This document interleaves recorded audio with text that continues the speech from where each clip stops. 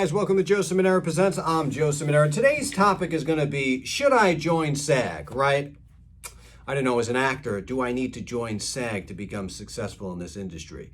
Is the SAG union worth joining, right? It's $3,000 for membership, and then you have dues, and if you're not working, you're expected to pay those dues. And is the retirement really all that it's cracked up to be?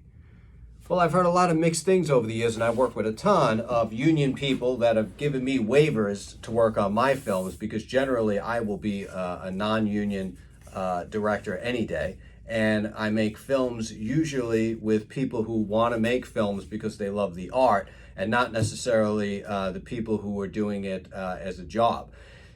There are some people that make a career out of background work with being SAG actor. They're fed on set, they're paid a decent wage, they sit around all day until they're called for extra work, they bring a paper, they read the phone, they preoccupy themselves, and some people are really cool with that, and some people have made a decent living doing that. But really, the question is, as an actor, do you need to join SAG? Well, let's talk about what SAG is. And first of all, this video is not going to be about how to join SAG. There's plenty of information on their website for that, and I'm not giving any direction on how to go about joining. I'm giving you merely my advice on whether or not it's worth it or not.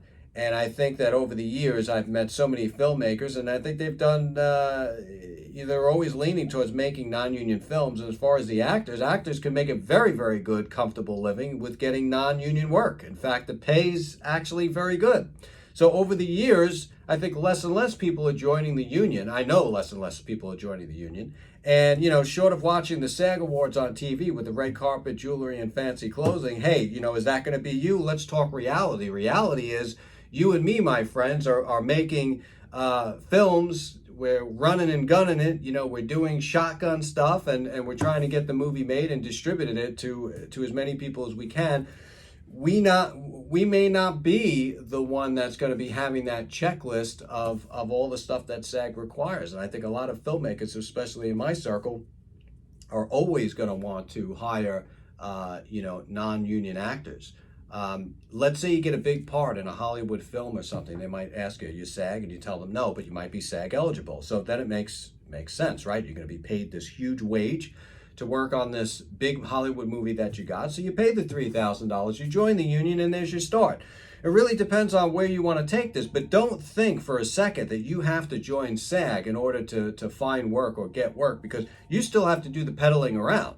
So you're like a needle in a haystack, and don't rely on a manager just to think you're SAG. All of a sudden, some magical manager is going to come down from the sky and say, okay, you're booked on this, and this. So, that's not going to happen either. So you need to peddle. You need to work, and you need to get the gigs you want to get. Because don't rely on anybody in this industry to do it for you. And if anybody says that they could do it for you, chances are they want your blood and your soul. It ain't worth it.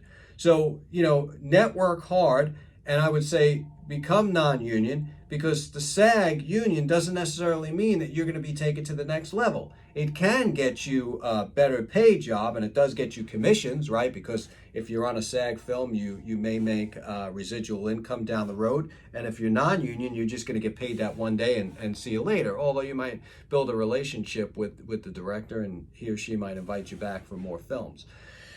So I think that there's a lot of ridiculousness with SAG, and over the years, their representatives are short, don't really, aren't too corporate when they come on a set. I've actually had to kick a SAG representative off the set because he was just being such a stickler about everything. It was making me sick. And the actors and actresses weren't even complaining. This guy was. So, and there's also, if you're on a set of SAG, I was with Marty Scorsese with The Irishman, and I was lucky enough to be on set and both act in it. And I remember one instance where a drop of rain must have hit this guy's face, and he was crying for the AD to come over and say, make sure we get wet pay, which is basically that, you're working in the rain, you're entitled to, I don't know, whatever it is, 20 to $30 extra.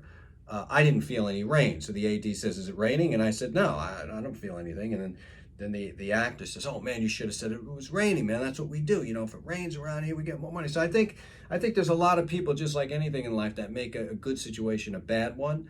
And I certainly don't want that kind of drama in my movie. I want people that hit the ground, that can act, and there you go forward. So is SAG worth it for you? It really is a personal preference. If you're an actor that likes everything black and white, and this is the time you like to take your break, and this is what you expect, and everything else, then it's for you. If you're a running, gunning, creative person trying to get ahead, networking, and taking the world by storm, then maybe non-union work is for you. You decide. Good luck to you either way.